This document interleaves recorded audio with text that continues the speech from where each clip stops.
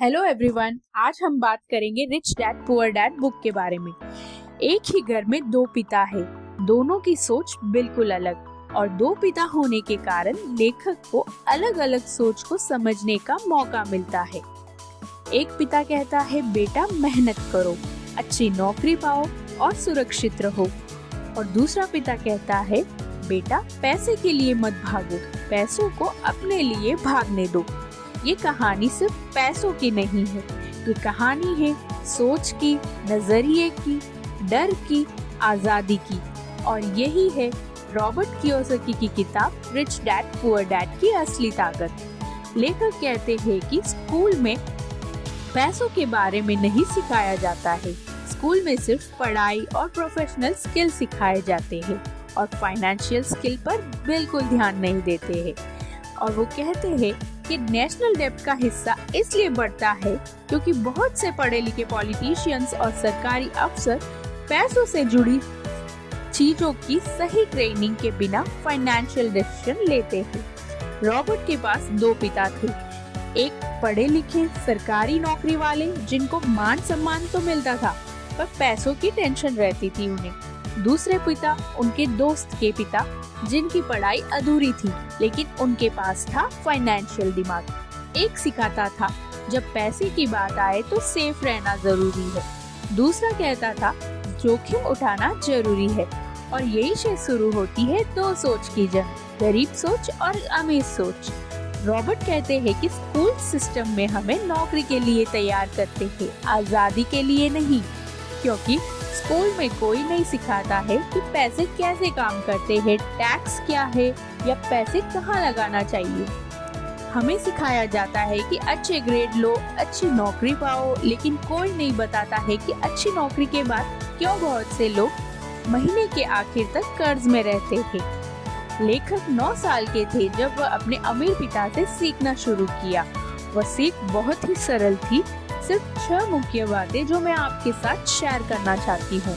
इस किताब का सबसे बड़ा सबक है अमीर लोग पैसों के लिए नहीं भागते, पैसे को खुद के लिए काम करवाते हैं। रॉबर्ट ने कहा जब भी आपको पैसे चाहिए तो ये मत कहो कि मैं अफोर्ड नहीं कर सकता, बल्कि पूछो कि कैसे अफोर्ड कर सकता हूँ, क्योंकि जब आप कैसे पूछते हो, एक सवाल पूछते हो, तो आपका दिमाग समाधान ढूंढना शुरू कर देता है और यही सोच अमीर बनाती है। अब यहाँ आता है वो कॉन्सेप्ट जिसके बारे में हर कोई बात करता है लेकिन बहुत कम लोग समझते हैं, एसेट्स और लायबिलिटीज। एसेट वो चीज है जो आपकी जेब में पैसे डालते हैं और लायबिलिटी वो है जो आपकी जेब से पैसे निकालती है। हम में से ज्यादा लोग सोचते हैं कि हमारा घर हमारा एसेट है, लेकिन ईएमआई भरते भरते हमें समझ आता है कि वह एक असली लायबिलिटी है। अमीर लोग वो खरीदते हैं जो उन्हें हर महीने पैसे दे, जैसे बिजनेस प्रॉपर्टी, शेयर, स्टॉक्स और रॉयल्टीज। गरीब वो खरीदते हैं जो दिखने में तो आराम देती है लेकिन धीरे धीरे उनकी आजादी खा जाती है। अक्सर लोग सोचते हैं कि रिच डैड पुअर डैड पैसों की किताब है जिसमें फाइनेंशियल ज्ञान ही होगा, पर असली बात तो ये है कि ये किताब डर को हराने की किताब है, सही और गलत के बीच समझने की किताब है। डर असफल होने का, डर लोग क्या कहेंगे, डर रिस्क लेने का। और रॉबर्ट कहते हैं कि अगर आप डर के साथ जीते रहोगे तो पैसों के लिए काम करते रहोगे, लेकिन अगर आप डर पर काबू पा लोगे तो पैसे आपके लिए काम करेंगे। यहाँ पर रॉबर्ट ने कैश फ्लो पैटर्न समझाया है हमें।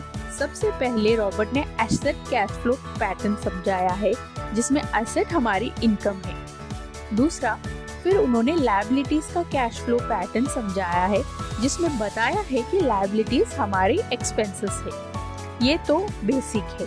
और फिर उन्होंने समझाया है कि गरीब कैश फ्लो पैटर्न कैसा होता है। जिनकी जॉब होती है उनके सैलरी आती है और खर्च जैसे टैक्सेस, भाड़ा, खाना, ट्रांसपोर्टेशन और कपड़ों में खर्च हो जाते हैं। और फिर चौथा उन्होंने समझाया है मिडिल क्लास लोगों का कैश फ्लो पैटर्न कैसा रहता है। उनका जॉब से सैलरी आती है, फिर वही इनकम में आती है और लायबिलिटीज जैसे कार लोन, क्रेडिट कार्ड डेब्ट, home loan, school loan, taxes में खर्च हो जाती है। और फिर उन्होंने समझाया है अमीर लोगों का कैश फ्लो पैटर्न, जिनके एसेट्स ज्यादा होते हैं, बाकियों के एसेट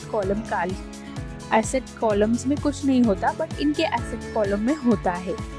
एसेट में उनके real estate, stocks, bonds, notes, intellectual property जिनसे इनकम आती है, रेंटल इनकम, डिविडेंड, इंटरेस्ट और रॉयल्टीज जिनसे एक्सपेंसेस और लायबिलिटीज क्लियर हो जाती है, और एसेट कॉलम इनका भरा रहता है।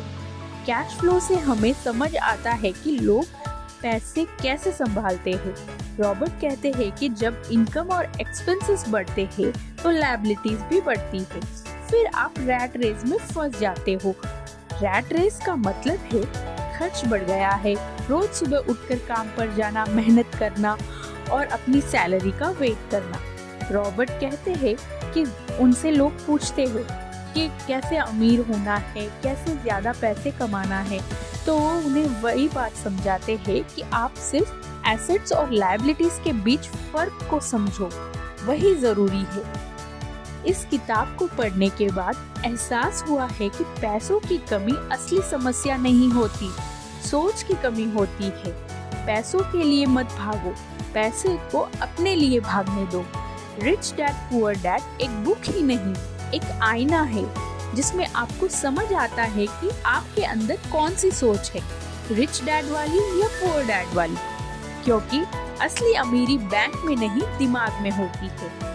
और यहाँ पर मैं आपके साथ शेयर करना चाहती हूँ रॉबर्ट और माइक की स्टोरी। जैसे दोनों सिर्फ 9 साल के थे, दोनों एक ही सवाल से परेशान थे कि लोग अमीर कैसे बनते हैं, क्योंकि उनके स्कूल में सब अमीर थे, इसलिए वो भी कुछ काम करके पैसे कमाना चाहते थे, अमीर बनना चाहते थे। तो वो उनके रिच डैड के पास गए, माइक के पिता के पास। माइक के पिता ने उन्हें एक छोटे स्टोर पे काम कराया, छोटी छोटी बातें सिखाई और धीरे धीरे पैसों का असली खेल समझाया।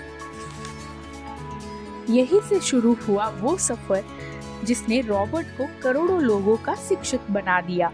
ये किताब आपको जरूर पढ़नी चाहिए, आपको फाइनेंस बेहतर समझ में आएगा और आपके लिए बहुत यूजफुल होगी। Thank you.